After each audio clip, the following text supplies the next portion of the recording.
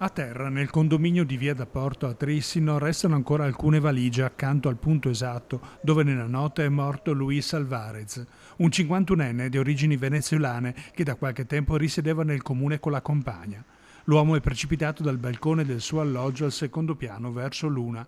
Una caduta di 5 metri che non gli ha dato scampo al termine di una furibonda lite che aveva allarmato i vicini.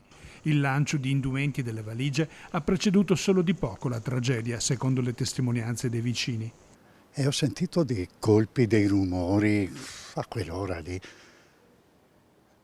Mia moglie si è alzata anche lei perché ha sentito anche lei.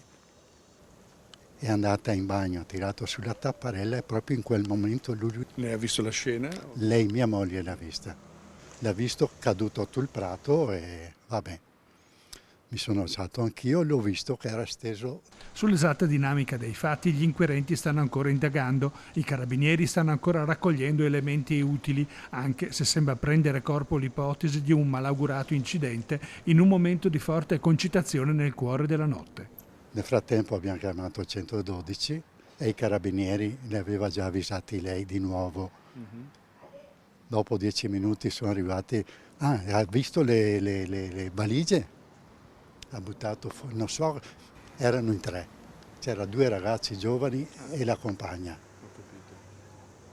Il motivo, posso pensare che lei voleva andare via, quello non si può dire. Fatto sta che litigavano di brutto. Resta la sorpresa e l'amarezza per le persone che conoscevano l'uomo che, anche se riservato, in quartiere si era fatto ben volere. Ma come persona, come rapporto con voi? Lui con noi era molto molto gentile, oltretutto ha tagliato l'erba la settimana scorsa, che ha tagliato lui l'erba che era il suo turno, dicevi di cose e lui le faceva. Era una brava persona per me e dopo in casa sua non sono mai stato. Alla fine così non se l'aspettava. Assolutamente.